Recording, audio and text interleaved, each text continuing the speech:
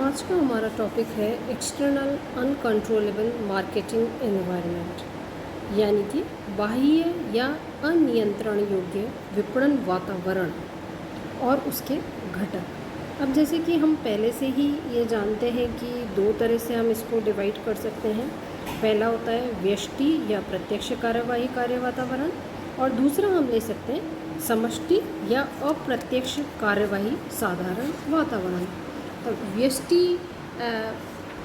प्रत्यक्ष कार्यवाही या कार्य वातावरण के बारे में हम पहले से ही जानकारी ले चुके हैं, और अभी जो हमारा टॉपिक चल रहा है वो माइक्रो लेवल पे एनवायरनमेंट का कैसे स्टडी किया जाना चाहिए उसके बारे में हम कुछ पॉइंट्स पहले से पढ़ चुके हैं।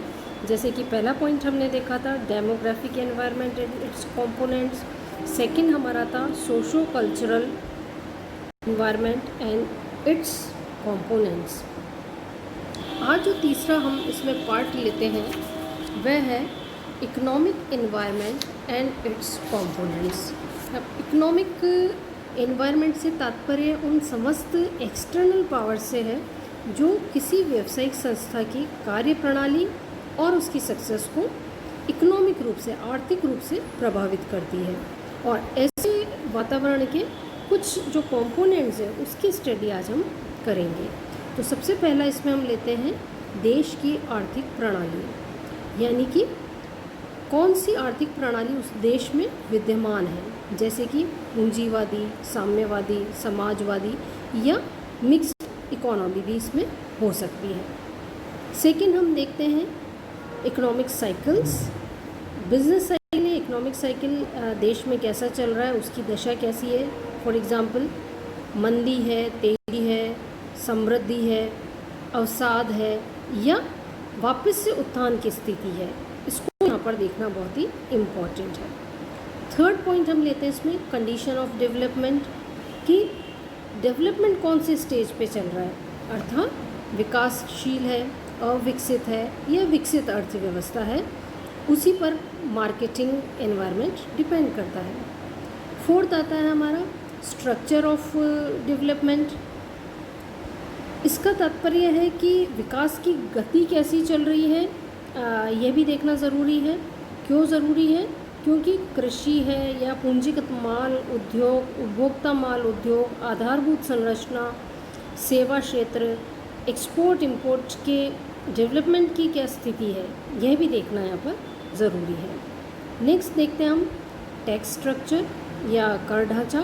अब कर ढांचे में हम कई सारी बातों को इन्वॉल्व कर सकते हैं, जिसमें कि उत्पाद कर, आयात कर, आय कर, बिक्री कर, सेल्स टैक्स आदि की रेट्स यहाँ पर इंक्लूड की जा सकती हैं।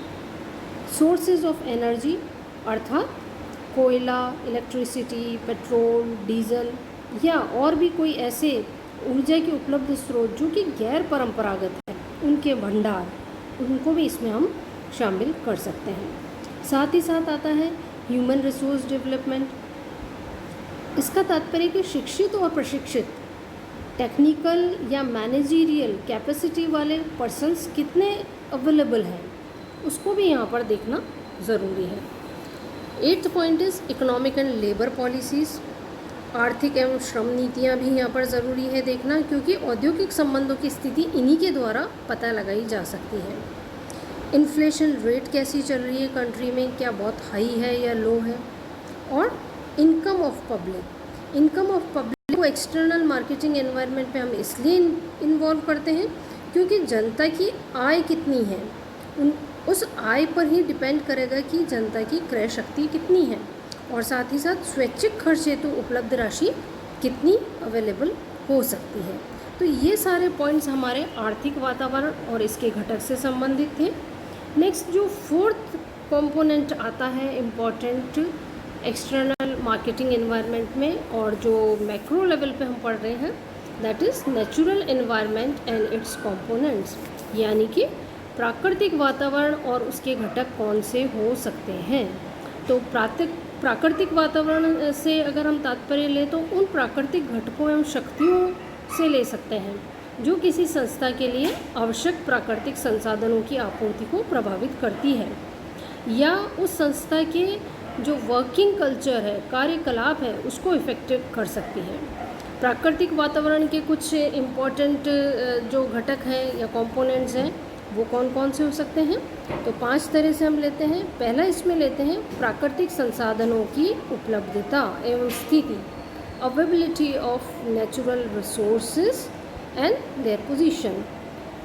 इसके अंतर्गत हम पेड़ पौधे, अन्य वनस्पति, जल का स्तर, खनिज पदार्थ जैसे कि कोयला, लोहा, तांबा, गैस एक्सेट्रा, नदियाँ, पहाड़, रेगिस्तान, वन्य जीव आदि की कितनी अवेलेबिलिटी है और उनकी पोजीशन क्या है, उसके बारे में एक मार्केटिंग मैनेजर को स्टडी करनी पड़ती है। सेकंड लेते हैं जलवायु। जलवायु के अंतर्गत जैसे कि हम सभी जानते हैं कि सर्दी, गर्मी, बारिश, स्प्रिंग, पतझड़ आदि की स्थिति हो सकती है। नेक्स्ट आता है इकोलॉजी, प्राकृतिक परिस्थितियाँ। प्राकृतिक परिस्थितियों में जैसे कि द पोजीशन ऑफ पोल्यूशन, प्राकृतिक प्रकोप की स्थिति हो सकती है। वायु, जल, शोरगुल, नदियाँ, समुद्र आदि में प्रदूषण की स्थिति क्या है, इसकी भी स्टडी करना बहुत ही ज़रूरी है।